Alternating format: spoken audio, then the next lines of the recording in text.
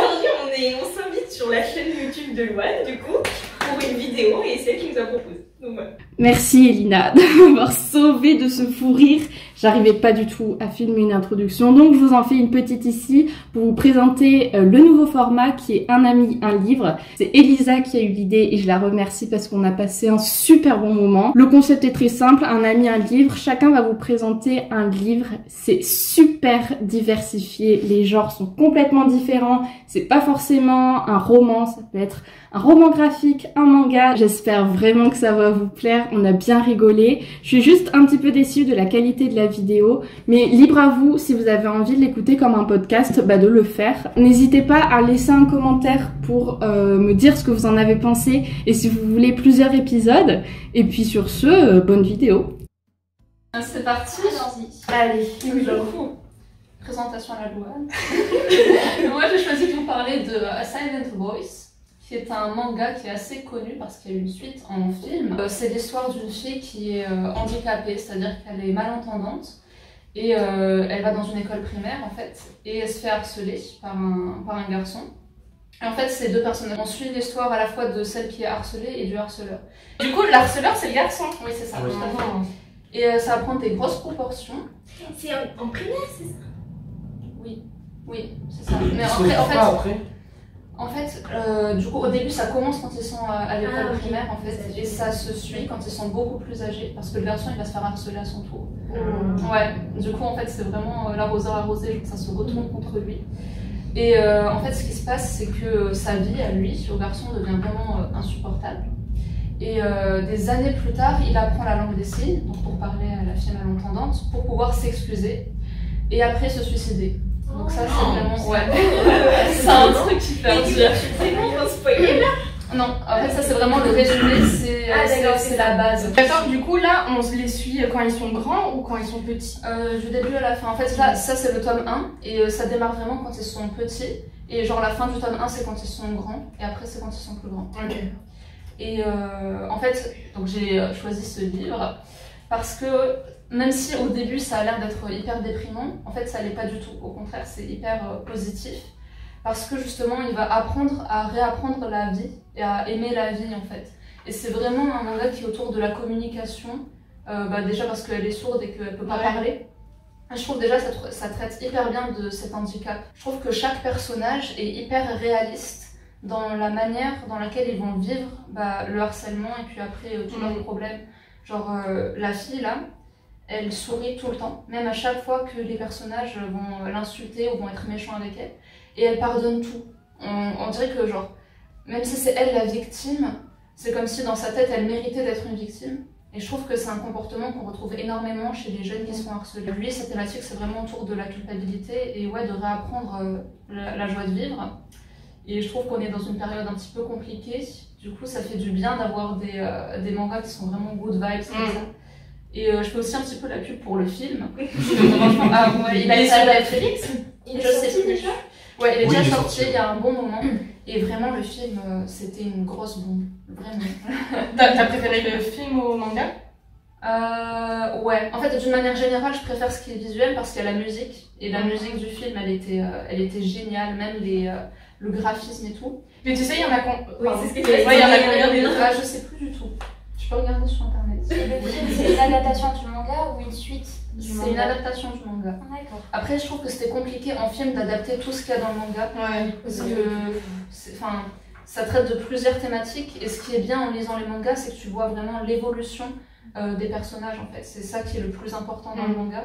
Après dans le film c'est montré aussi, mais c'est plus compliqué de faire une évolution en 2 heures, 1h30 que si tu les suis vraiment au fil des pages. Ouais, il y avait aussi une autre personnage qui s'appelle Kawaii, du coup celle-là je l'avais vraiment vue dans le film et pas dans les mangas. Et en fait c'est une fille qui quand Nishinya, celle qui se fait harceler, était plus jeune, elle voulait l'aider et tout, mais elle a participé à son harcèlement en fait, en voyant que c'était un phénomène de foule. Et plus tard, quand elle est plus grande, elle assume pas du tout d'avoir fait ça. Et je trouve que ça aussi, c'est hyper réaliste, parce que c'est un type de personnage qu'on rencontre dans la vie de tous les jours, en fait. Même si c'était, je pense pas quelqu'un de mauvais à la base, comme c'était un phénomène de groupe, elle a participé aussi. Et c'est très très beau dans la manière dans laquelle il parle de ces thématiques-là dans ce livre, en fait. et ça fait du bien de voir ça. Et voilà, sans trop spoiler vraiment la fin du film, je trouve qu'elle est magnifique. Ah, c'est trop bien. Je dis ça, je dis rien. Un peu de suspense. Un peu de suspense. Mais t'as d'être seule, non? Bah ouais, c'est incroyable. Moi, je vous amène dans un rayon de soleil de Tillie Walden. Oui, c'est une autrice américaine qui a eu un franc succès en France, notamment avec cette BD-là qui, comme vous pouvez le voir, a reçu le prix 2020 d'Angoulême. Donc on suit l'histoire de Mia, de deux grands personnages qui sont Mia et Grace. Et on est dans une espèce de monde de science-fiction dans l'espace où Mia rejoint une mission d'archéologie sur des fragments et d'anciennes villes antiques. On navigue un peu dans un univers pseudo-scientifique.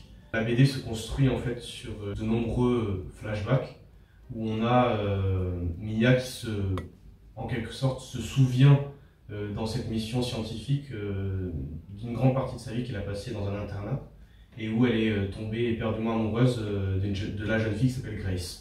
Et donc il y a tout un mystère autour de Grace qui a des relations difficiles avec son entourage proche et sa famille, qu'on découvre au fur et à mesure du livre. Et comme dans la plupart des écrits de Tillie Walden, il y a une très bonne mise en place d'une ambiance et très agréable. Ça s'amène toujours très doucement. Et après, au niveau du dessin, c'est très épuré. C'est des styles qui sont en fait très simples. Ah ouais, c'est en couleur, je pense. Oui, oui, c'est en couleur. J'y reviendrai. J'y reviendrai. Donc je sais pas si on voit très bien, mais c'est assez épuré. Les designs sont très simples. Dès qu'on arrive sur du paysage, en fait, ça devient très vite magnifique. Thématique par rapport aux couleurs, c'est Si. la façon dont J'y elle est-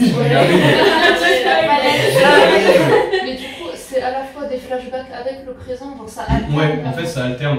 Donc, alors, on peut se perdre de temps en temps parce que c'est pas très bien. Enfin, c'est pas très bien annoncé, c'est un peu la volonté de l'auteur. Oui, t'alternes entre son présent à elle, où elle est dans cette mission scientifique archéologique, et son passé à l'internat. Et c'est pas trop long, enfin je veux dire, il n'y a Et pas en fait, vraiment de. ouais, c'est très long. C'est-à-dire que la BD fait quand même dans les 540 pages. Ouais. Les textes sont pas très longs, mais il y a pas mal de dialogues. Donc ça te prend un peu de temps à lire, mais en fait c'est vraiment bien écrit. Il n'y a pas de temps vide dans l'histoire, donc vraiment c'est agréable. Et j'ai une petite question. T'as dit que ça se passait dans l'espace et qu'ils faisaient des missions archéologiques dans des villes antiques. J'ai eu le même. Au début, je me suis peut-être trompée. Et genre, c'est dans notre monde ou c'est dans un autre monde? Ah, mais ça flotte dans le. Ouais, Dans l'espace. dans l'espace. Alors, Alors, c'est SF ou c'est genre steampunk? Non, c'est de la science-fiction Ah, où on est un peu dans notre monde, c'est-à-dire que les personnages ils ont à peu près la même culture que nous. Ouais. Est-ce que ça serait genre dans plusieurs milliers d'années par rapport à nous? Non, c'est dans un monde totalement. Mais on sait pas. Ah, d'accord. Et en fait, il y a deux intrigues. Donc, il y a à la fois cette intrigue scientifique et qui un peu rejoint aussi par du politique et du militaire Ah plus ça avance. Et il y a aussi une intrigue, je dirais, amoureuse entre différents personnages. Et c'est un one shot ou c'est une C'est un one shot. série? C'est un one shot. On dirait que c'est genre un roman graphique où tu lis plusieurs fois et que tu comprends différemment. Enfin, Mais oui, c'est-à-dire que tu peux lire allez, 3-4 fois Ouais. et découvrir de nouvelles choses. Et tu dirais qu'il y a des thématiques dans les personnages ou pas? Genre, je sais pas, il y a la thématique amoureuse, mais est-ce qu'ils ont des problèmes? Ben, Interne. Mia, le personnage principal, elle est dans une situation un peu compliquée où elle n'appréhende pas vraiment ses sentiments dès le début. Et il faut qu'elle apprenne à jouer, enfin pas à jouer, mais à les comprendre. Il y a plusieurs couples qui se forment avec des couples qui sont bien plus assurés, et ça se voit, et des couples comme celui de Mia et Grace qui sont plutôt dans l'apprentissage et la découverte. Intéressant. Ah oui, Les couleurs. Oui, J'attends. Par exemple, dès qu'on est à l'internat, c'est des couleurs très froides. Ouais. Ah, mais ça se fait dans les séries aussi. C'est pas des souvenirs toujours très agréables.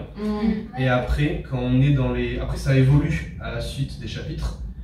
Mais dès qu'on passe sur des endroits un peu plus... enfin, qui sont liés à la thématique archéologique et à la mission scientifique, On est sur des couleurs bien plus chaudes. C'est toujours pas très joyeux. Ouais, j'ai l'impression Il y a beaucoup de noir. J'essaie de trouver une scène un peu. C'est peut-être ça parce que du coup, justement, c'est dans l'espace donc enfin, il peut pas y avoir beaucoup de lumière. C'est vachement ensemble quand même. Attends, ah oui, c'est la Terre. C'est quoi ça? Il y a toute une thématique avec les poissons. Oh. Ça vient là. Non mais j'en parle pas. C'est l'archéologie et Écoute, c'est l'amour comme des ça, mais poissons. j'en parle pas parce que ça fait surtout partie des sentiments. C'est-à-dire qu'il y a un certain nombre de moments où on rentre un peu dans le fantastique et il y a certaines choses qui sont exprimées par des choses un peu... À travers les poissons. Écoute, Ça a l'air bêtise. Ouais, c'est ça, c'est vachement relaxant. oui. Allez, je me lance. Alors, je vais présenter Je suis l'Abysse de Donato Carrisi, qui est juste mon auteur préféré depuis de nombreuses années. Ça, c'est le dernier qu'il a sorti en France. Et donc, le livre suit l'histoire de 3 personnages. Il y a l'homme qui nettoie, la chasseuse de mouches et la jeune fille à la mèche violette. Donc, on ne connaît pas leur nom, donc on est déjà une sorte de mystère. Alors, c'est du thriller assez sombre. Enfin, pour mettre dans l'ambiance, premier chapitre. C'est un petit garçon qui va, il est trop content parce qu'il va aller avec sa mère, enfin sa mère va lui apprendre à nager, sauf qu'elle l'amène dans un vieux hôtel tout pourri avec de l'eau dégueulasse, elle abandonne là pour laisser se noyer. J'allais trop Bon, on apprend qui survit, etc. Et qui devient l'homme qui nettoie, qui est en fait un homme qui vit reclus de la société. Il est boueur, donc il prend une tournée, la première tournée à 4h du matin. Il n'a aucun accès, enfin, il parle à personne, il n'a pas de téléphone, il n'a pas d'internet, enfin, il est vraiment reclus et replié sur lui-même. Et il a un petit passe-temps chelou qui est quand il trouve une maison où une femme vit seule, bah, il récolte ses déchets, il est en collection de certains, etc. On n'aimerait pas trop le croiser dans la rue. Donc on suit son histoire à lui. On suit en parallèle l'histoire de la chasseuse de mouches, qui est une femme, on comprend qu'elle aime passer, enfin il s'est passé un truc dans son passé, et que c'est pour ça que maintenant elle chasse ce qu'elle appelle les mouches, donc les hommes qui battent leurs femmes. Apparemment ils n'ont aucune raison de se rencontrer, ces 2 personnages. Sauf qu'un jour, l'homme qui nettoie est dans la campagne pour faire sa tournée, sauf qu'il croise une jeune fille qui est en train de se noyer dans un lac. Et il va savoir pourquoi lui, qui vit tout seul loin de la société, ben, la sauve et la laisse comme ça et s'enfuit. Et c'est à partir de là qu'on a le point de vue de la jeune fille à la mèche violette. Et donc on suit l'homme qui nettoie, qui a ses passe-temps chelous, etc. Et qui en même temps essaie de vouloir protéger la fille violette parce qu'ils se sont investis de la mission de devoir la protéger. Et avec la femme, la chasseuse de mouches, qui commence à enquêter et à se rapprocher de l'homme qui nettoie. Ensuite, 3 points de vue différents, avec en même temps les flashbacks du petit garçon, donc qui est l'homme qui nettoie quand il était jeune. Et au fur et à mesure, on apprend des choses sur le passé de la femme qui nettoie. Enfin, de la chasseuse de mouches. Il n'y a pas de prénom. Mais du coup, il n'y aura jamais de prénom.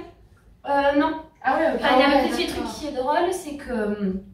Enfin voilà, donc l'atmosphère est très sombre, mais il y a une petite touche, enfin à chaque fois que je lisais ça, ça me faisait rire. C'est donc, comme on a dit, l'homme qui nettoie a aucun contact avec les nouvelles technologies, sauf qu'il retrouve le téléphone de la jeune fille. Et sur la coque du téléphone de la jeune fille, il y a écrit fuck. Et lui, il lance ça pour son prénom. Et du coup, à chaque fois, il pense, ah, il faut que j'aille voir fuck a l'air triste et tout ça. Et donc voilà, c'est ces petites touches qui... Voilà, rendre un petit peu le personnage attachant, si on peut dire, je sais pas, mais... Donc on reste très dans le flou, et le livre a aucun lieu de nommer, aucune date de donner, et vu qu'il y a aussi des flashbacks avec le petit garçon, on découvre sa mère et son beau-père qui a une influence assez mauvaise sur lui, etc. Enfin, c'est compliqué de... Enfin, c'est très bien construit que tu arrives à suivre, à voir les différentes... chronologie, tu devines les personnages sans vraiment les connaître. Ouais. Mais ça fait vraiment peur. Enfin, qu'est-ce qui fait peur? C'est l'ambiance. Ouais, c'est l'ambiance. L'atmosphère, ça fait pas spécifiquement peur. Ouais. C'est ça. Il a fait d'autres livres qui sont plus glauques, plus un peu sanglants. Mais là, c'est vraiment plus de l'atmosphère. Je vais pas dire qui tue qui, mais il y a un moment... C'était ma question, il y a quand même un meurtre du coup. Il y en a un, mais c'est pas dans... C'est pas l'intrigue principale. Il y a un meurtre, mais c'est ce qui déclenche certains trucs dans l'intrigue principale. Et du coup, voilà, il y a un meurtre, mais il n'y a aucune info dessus. Mais tu le devines. Donc ça. Ah ouais, ça, et enfin bon, si, il faut que je donne des infos. Bon, ça se passe au début du livre, donc je spoil pas trop. Hein. Il y a donc l'homme qui nettoie, en fait. Il a une double personnalité avec Mikey, qui est donc son ancien beau-père. Et en fait, Mikey est son entité maléfique. Et on comprend que c'est Mikey qui tue une personne. Mais l'homme qui nettoie ne sait pas tout à fait ce qui s'est passé. Et du coup, c'est tu vois, Dr. c'est... Jekyll un peu. Ouais, voilà. Et c'est vraiment... Du coup, c'est pas glauque, c'est pesant. T'as des petits trucs. C'est toi qui te fais ton film, en fait, derrière. Mais au début, tu comprends que c'est sa double personnalité ou t'as l'impression que c'est un autre personnage? Au début, tu sais pas trop, parce que voilà, tu commences avec un flashback du petit garçon avec sa mère, tu passes sur l'homme qui nettoie, donc au bout de 2-3 chapitres, tu comprends que c'était le petit garçon qui avait au début du livre, et quand l'homme qui nettoie rentre chez lui, il parle d'une porte derrière laquelle il y a quelqu'un avec qui il discute. Et tu comprends que c'est Mikey, mais tu sais pas encore qui c'est Mikey. Et c'est au fur des chapitres que tu commences à comprendre qui est qui. C'est pour ça que c'était vraiment dans le flou, et c'est ce que j'aime avec cet auteur, c'est que t'as pas toutes les infos, c'est toi qui te fais tes films, et à la fin du livre, tu dis ah bah c'était ça. Attends, comment ça se fait? Bah, je trouve que ce que je dis qu'il a ces livres sont à compréhension décroissante. Genre tu lis au début, tu dis ok c'est bon, je comprends tout, tu se passes des intrigues, tu dis ah bah ça je l'avais à peu près deviné, bon mais ça non, puis tu arrives à la fin tu dis non mais en fait si c'est ça qui s'est passé, comment ça se fait que c'est pas ça au début et t'as envie de les relire. Et c'est pour ça que j'ai certains de ces livres qui sont dans cet état là, parce que je les ai lus genre, enfin l'autre, lui, je l'ai lu genre 8 fois. Et à chaque fois que je le lis, je suis en mode ah mais ça c'est le petit, maintenant je connais l'histoire, je me dis ah le petit détail, d'accord, ça explique ce qui va se passer ensuite. Et c'est vraiment voilà, une construction du roman qui est très forte et qui amène à un dénouement où tu dis bon attends, il faut que je réfléchisse 5 minutes. T'as l'impression d'avoir tout compris. Enfin, avec celui-là, à la fin, une fois que j'ai fini de le lire, je me dis ok c'est bon, j'ai tout compris, pour une fois c'est bon. Puis 2 jours après, attends, faut que je relise un passage parce que et puis 3 jours après, bon va falloir que je le relise entièrement, là ça va plus. Du coup la fille à la mèche violette, elle s'est fait sauver par le mec qui nettoie, et du coup après et tu vois depuis la fille qui a les cheveux violets. C'est ça, t'as son point de vue. Donc elle s'est retrouvée dans le lac parce qu'en fait elle a fait une tentative de suicide. Ah ouais. Et donc elle retrouve dans son quotidien ses parents qui sont une riche famille, donc ils essaient de faire non mais c'était un accident, etc. Et elle qui ne supporte plus ses parents ni rien. Et en même temps, un jour, voilà, il y a son téléphone qui ressurgit alors qu'elle était sûre d'avoir laissé là-bas, puis elle comprend qu'elle est à la recherche de son ange gardien. Parce qu'elle sait que quelqu'un l'a sauvée, elle a aucun souvenir de lui, il avait rencontré et elle comprend que la personne qui l'a sauvée veille toujours sur elle, et donc qu'elle veut rencontrer son ange gardien. Sauf que son ange gardien, c'est l'homme qui nettoie. Et en tant que lecteur, tu sais que c'est pas forcément un ange. Et donc t'as vraiment voilà, des échanges de points de vue, puis t'as la femme qui... la chasseuse de mouches qui a son point de vue aussi, qui elle devine dès le début sans connaître que l'homme qui nettoie est une mauvaise personne et qui se fait une fixation pour l'arrêter, mais tu sais pas son passé et pourquoi elle se donne cette mission. Des fois tu as des petites ellipses où tu sais pas si le point de vue, par exemple de l'homme qui nettoie et de la chasseuse de mouches, ça se passe tout à fait en même temps. Tu n'as aucune chronologie, c'est pour ça que tu es vraiment dans le flou et que tu construis ton histoire. C'est ça. J'aime bien ces morales aussi à cet auteur. C'est trop bien. Ça doit être vachement bien pour l'empathie, tu vois. Parce que genre là, tu dis que l'homme qui nettoie, il fait pas des bonnes choses, mais tu connais son passé. Du coup, t'es obligé d'être un peu empathique avec. C'est une thématique qui revient souvent dans ces livres, un petit peu moins dans lui, mais genre dans ces deux-là, ça revient beaucoup. C'est le mal n'est pas forcément mal. Par exemple, ils disent, tu vois une lionne qui chasse un bébé zèbre, tu dis oh c'est triste, sauf qu'en même temps, c'est pour nourrir son lionceau. Tu dis ah c'est mignon. Et c'est vraiment des petites nuances où t'as pas forcément les mêmes points de vue. Au des bois, quoi, qui volent aux riches pour donner aux pauvres, mais du coup en mode meurtre, quoi. Voilà. Ça reste très humain parce que personne n'est totalement bien, personne n'est totalement mal. C'est vraiment, t'as 2 points de vue, toi tu vas prendre ça méchamment, mais l'autre a son point de vue parce que pour lui, il y a une raison sur ce qu'il fait. Et donc c'est vraiment des petites nuances. Et c'est oui en effet ce qui fait humain, et c'est des personnages que tu peux rencontrer tous les jours. Voilà. Allez,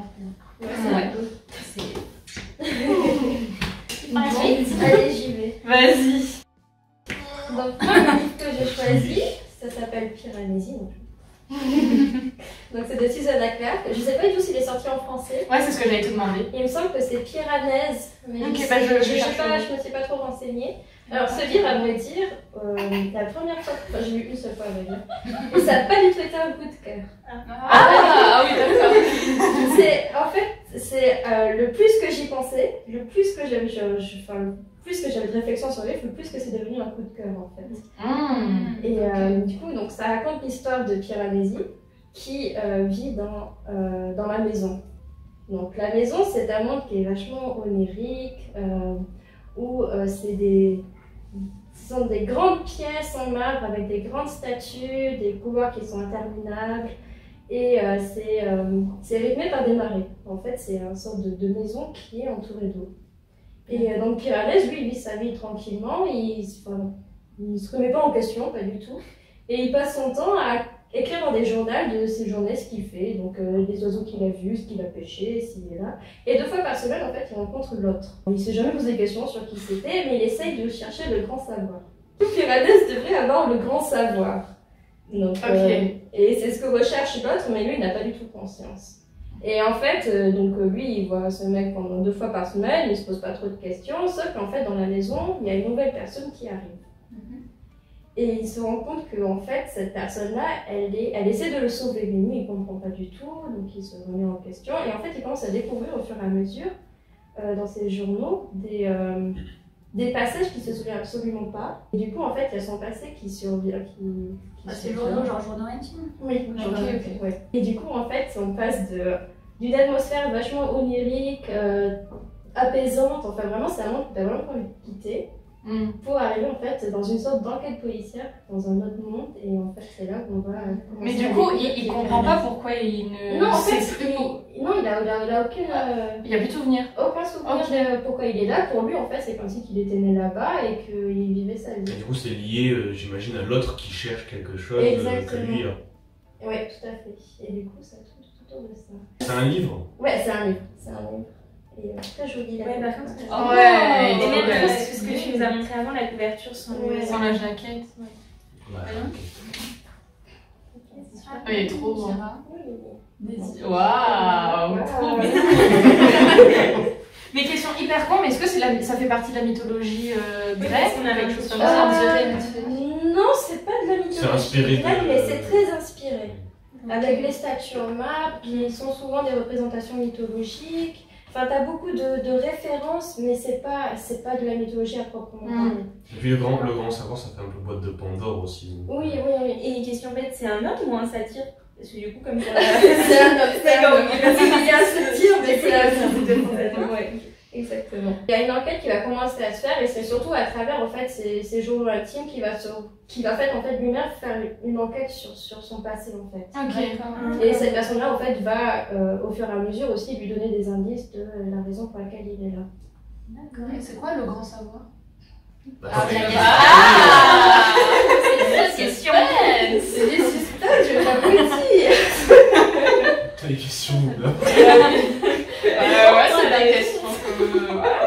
Mais je l'ai pas relu parce que je suis du genre à ne pas vouloir relire mes livres, dans le sens où j'ai pas envie de perdre le premier sentiment que j'ai eu avec le livre, parce que comme je connais l'histoire, peut-être que je vais avoir une autre vision. Et mais t'as oublié les détails après. Ouais, c'est ça, ouais. Puis peut-être que vu que tu sais l'histoire, bah, tu vas mieux comprendre Oui, certains trucs. Carrément, parce que c'est quand même, ça reste très mystérieux, il y a quand même plein de choses, je pense que pour comprendre, il faut que tu le lises plusieurs fois. Mais j'adore les livres comme ça où à la fin t'es obligé de les relire pour bien comprendre. Ouais, on a compris. Et t'as bien aimé la fin? Ouais, la fin elle était cool. Ouais. Cette autrice, c'est son 2e livre. Et le premier livre qu'elle a fait, c'est Jonathan Strange and Mr. Norrell. Waouh! Je sais pas comment il s'appelle en français, je sais même pas s'il est sorti, mais c'est un pavé qui fait plus de 1000 pages, je pense. Mais pas de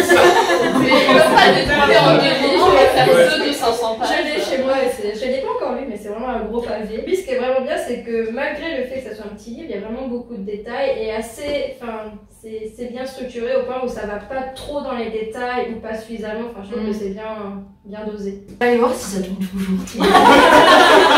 Mais vous faites bien. Alors, moi, clairement, pour tout vous dire, ce n'est pas du tout un roman, genre, avec des trucs hyper compliqués à comprendre, il faut le relire 30 000 fois pour voir les détails, ou avec des histoires. Non, mais moi, le mien, tu verras, pas du tout non plus.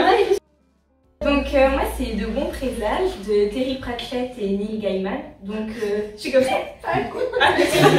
Vous connaissez peut-être l'auteur parce que du coup, l'un des auteurs il a fait donc Coraline, le film d'animation, American Gods qui a été adapté en série. Donc voilà la photo de la série.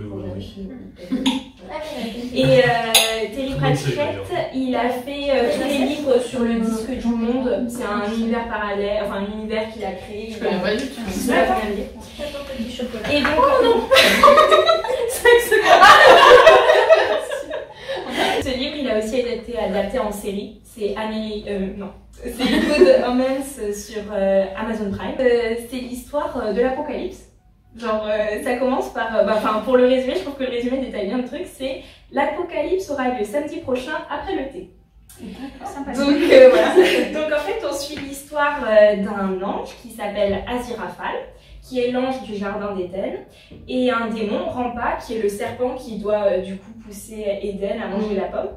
Donc ils sont censés être totalement ennemis, mais en fait pas du tout. Ils s'entendent extrêmement bien, ils sont très amis, mais ils se l'avouent pas parce que bon. Pas censé être dans leur nature quoi.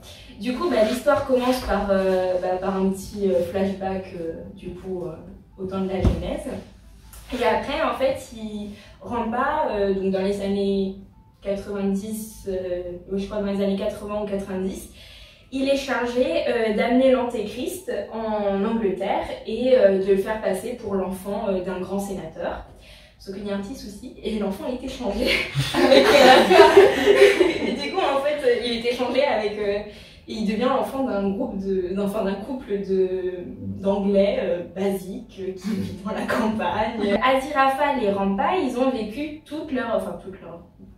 ils ont toujours vécu sur Terre, et ils adorent la Terre. Et du coup, en fait, ils ne veulent pas l'apocalypse. Genre, ils aiment beaucoup trop les hommes, l'humanité, tout ça. Du coup, ils vont chercher à éviter l'apocalypse. Et donc, ils se sont dit, le meilleur moyen de faire, c'est de faire en sorte que l'enfant ne devienne ni méchant, ni trop bon, qu'il devienne un humain normal. Du coup, ils vont chercher à éduquer cet enfant, sauf qu'en fait, ils ne savent pas que l'enfant a été échangé. Du coup, ils se retrouvent à éduquer un enfant en se faisant passer pour leur nounou. Et du coup, ils ont une apparence humaine. Oui, ils prennent une apparence humaine sur Terre. Non, ils n'arrivent pas avec les ailes et du coup, ils vont éduquer cet enfant pendant les premières années de sa vie. Sauf qu'en fait, après, une semaine avant l'apocalypse, ils se rendent compte qu'en fait, c'est pas merde. Et du coup, cet enfant, il s'appelle Adam. Il vit dans la banlieue de Londres, il a un petit groupe d'amis et tout ça, et il adopte un chien une semaine avant l'apocalypse, qui est justement le chien des enfers en fait, qui est censé l'aider à... Alors, je crois pas qu'il le nomme Cerbère dans le livre, et du coup qui est censé l'aider à mener à l'apocalypse. On suit la semaine avant l'apocalypse où il cherche à tout prix à retrouver donc l'antéchrist. En même temps, il y a un gars, on sait pas trop ce qu'il fait là au début, genre c'est un informaticien qui est nul en informatique, genre il casse tous les ordi auxquels il touche, et qui s'appelle Newton Pulsifère et qui est l'ancêtre de Tu ne commettras point d'adultère Pulsifère, qui était un chasseur de sorcières, et qui donc, en fait, c'est un prénom à la longue. Et du coup, Newton se retrouve son travail et il voit une annonce de personnes qui recherchent, d'une compagnie de chasseurs de sorcières qui cherchent du monde. Du coup, il se retrouve à aller là-bas par hasard, en fait, il n'a rien d'autre à faire, du coup, il y va. Et donc, au fur et à mesure, il va être amené à arriver donc, dans le village où vit l'Antéchrist, le fils de l'Antéchrist, oui. Et il va rencontrer Anathème, qui est elle, son ancêtre était une sorcière qui écrivait des présages en fait. Elle, son but dans la vie, c'est de décortiquer les présages de son arrière-grand-mère. Et du coup, les présages qu'elle décortique actuellement sont sur l'apocalypse. Sauf qu'en fait, son arrière-arrière-arrière-grand-mère a été tuée par l'arrière-arrière-arrière-arrière-grand-père de Newton. Et du coup, en fait, tu retrouves tous ces personnages à la fin, le samedi, après-midi, au moment de l'apocalypse. Ah ouais. Voilà. Et du coup, il y a des changements de point de vue selon les chapitres. Oui, il y a des changements de point de vue. Un coup, du coup, tu as le point de vue Newton et tout ça. Après, les chapitres, en fait, chaque chapitre, c'est un jour. Donc, ouais. Il faut pas avoir des connaissances sur cette Pas du religion. tout, genre vraiment pas du tout. Et du coup, en fait, je trouve ça hyper bien parce que c'est quand même un sujet affreux, mais genre c'est hyper comique et tout ça. C'est Et feel good. ouais, vraiment, c'est genre tu lis ça, tu rigoles. Genre, Il y a un film Netflix sur ça qui est sorti il y a pas longtemps. Sur l'apocalypse. Dans ce cas, Oui, voilà. oui, De manière un peu oui, plus oui. comique et tout. Et du coup, c'est hyper comique. Et ce que j'aimais beaucoup aussi, en fait, à la base, j'avais pas lu le livre, j'avais regardé la série en premier. Et genre, après avoir lu le livre, en fait, il y a des passages du livre. Ben, c'est exactement la même chose dans la série. Genre, ils ont repris mot pour mot le livre dans la série. Et ça, j'ai trouvé ça hyper bien. Neil Gaiman, il est très précis sur les réadaptations Il cinématographiques. participe beaucoup, il est coproducteur, Et, co-réalisateur. c'est ça. Et il exige généralement que, genre, par exemple, il y a des dialogues qui sont mot à mot. Et ouais, c'est hyper feel good et tout ça. Donc, même si vous n'avez pas envie de regarder le livre, la série est super sympa aussi. Voilà. Ça s'appelle comment l'auteur? C'est Terry Pratchett et Neil Gaiman. Ok. Et la série, c'est Good Omens. Et elle est sur Amazon Prime. Vous voulez que je le fasse? Bah, du coup, Ah, la j'ai- dernière. D'un professionnel. Je suis la seule à pas avoir le livre. Bah bravo. Tu l'as pris, mais tu le connais. Mais du coup, je l'ai lu sur ma Kindle. Et du coup, c'est The Seven Husbands of Evelyn Hugo de. Merde, je sais plus le nom. Vas-y. Tyler Jenkins Reid. Ouais, c'est ça. Et dans le présent, on suit Monique, qui est une rédactrice pour un magazine. Enfin bref, elle écrit des articles.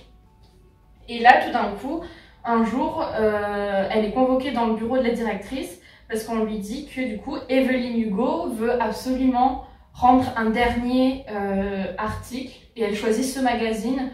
Et entre autres, c'est pour promouvoir son don lors d'un gala de charité de ses robes qui ont rythmé sa carrière parce que du coup, elle est actrice à Hollywood dans sa jeunesse. Et en fait, ça va, le gala de charité, pour lutter contre le cancer, parce qu'en fait, la fille d'Evelyn Hugo est décédée de cette maladie. Il y a un mystère, c'est qu'on ne sait pas pourquoi Evelyn Hugo a demandé à ce que ça soit Monique, alors que le magazine, enfin la directrice du magazine, voulait quelqu'un de plus expérimenté, enfin bref. Du coup, déjà, il y a ce mystère-là de pourquoi Evelyn a choisi Monique.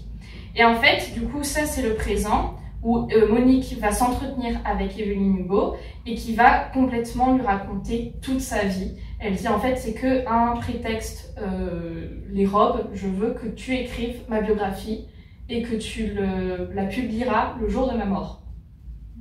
Dès le chapitre suivant, on est dans la peau de Evelyn durant toute sa vie. Je crois que ça commence, elle a 16 ans. Le but c'est de savoir qui est l'amour de sa vie.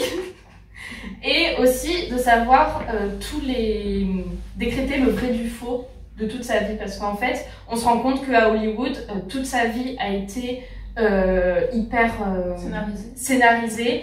Et aussi, en fait, il y a plein de thématiques qui sont traitées, genre la place de la femme à Hollywood dans les années 60, comment arriver à ce stade, enfin même le rapport au corps de la femme, comment la carrière peut changer en une seconde, et tout basculer, comment on la récupère, comment on en joue.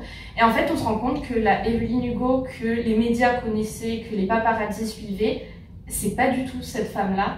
Et en fait, elle a créé ce personnage puisque son rêve, c'était d'échapper à la pauvreté qu'elle avait connue avec sa mère. Nous, on se rend compte que ses amours, en fait, c'est pas du tout... c'est pas du tout de l'amour, en fait.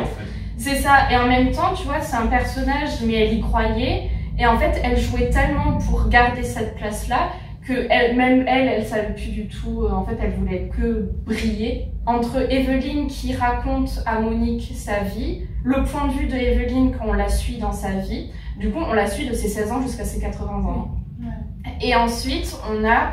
alors, c'est pas vraiment des chapitres, c'est des parties de ses 7 maris.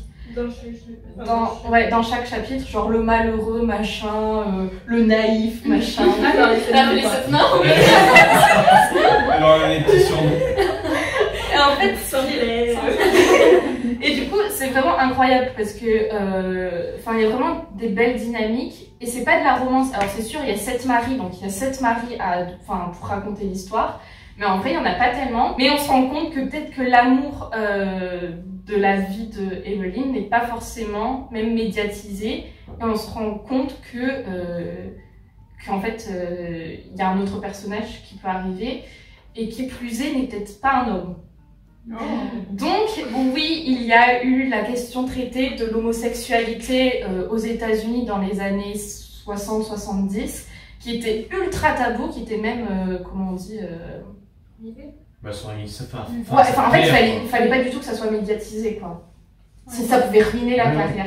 Les personnages secondaires sont incroyablement bien construits, et en fait, et j'ai vu sur Instagram des avis comme quoi on a l'impression que Evelyn Hugo existe, parce qu'en fait, on connaît tellement sa vie, et c'est surtout super inspiré de Marilyn Monroe. Genre sur pas mal de points, même son look, son physique. Et du coup, c'est peut-être ça aussi le rapport où on se dit elle a existé. Et la fin est incroyable. Et du coup, il y a ça, il y a toute la vie d'Evelyn Hugo, de savoir qu'est-ce qui est vrai, qu'est-ce qui est faux. Sachant que dans les chapitres, on a aussi des articles de presse. Il y a aussi une phrase qui peut vous faire aimer le livre. C'est que Monique, à un moment, en entretien, elle dit « Je ne savais pas que quand j'apprendrai pourquoi Evelyn m'a choisie, j'aurais envie de la tuer. » Ah ouais. Il y a vraiment toujours ce mystère de pourquoi est-ce qu'elle a choisi Monique. Ouais, ok. Oui. Ça sera peut-être à prouver. Ouais. Mais du coup, c'est pas la 8e personne que... je sais plus comment s'appelle, l'actrice a aimé, ce serait pas la maman de Monique? Non. Ouais, je me souviens de ça, c'est sa fille ou un truc comme ça. C'est peut-être même Monique, hein, s'il faut. Monique, elle a plus 60 ans ou 60 ans. Non, elle a 30 ans, c'est une jeune de 30 ans. Admettons, Evelyn, elle a 80 ans, Monique, elle en a 60, elles se sont rencontrées avant et 40 ans, ça passe. Ouais, ça serait souvenu, tu vois. Mais c'est tellement plus... pas spécifiquement. Ouais, c'est plus profond, c'est hyper bien développé, c'est hyper bien détaillé. Mais disons qu'elle peut utiliser tous les moyens pour être sous les projecteurs, quoi. Donc voilà, c'était...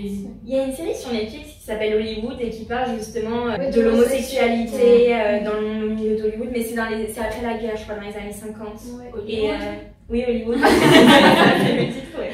Sur Netflix. Et elle est le racisme aussi, ça parle beaucoup. Oui, de l'homosexualité, le racisme, la place de la femme et tout. Ouais. C'est vraiment les trois gros, enfin les trois grandes thématiques qu'on retrouve. La distribution, enfin, à Hollywood, toute cette... Mais oui, ce qui est bien, carrière, et du coup ça parle d'acteurs, mais aussi de scénaristes, de réalisateurs. Et c'est ça, c'est qu'il y a, du coup, à Hollywood, il y avait tellement d'autres personnes qui, enfin, par exemple les réalisateurs, enfin bref, la presse, qui joue un rôle aussi dans la vie d'Evelyn.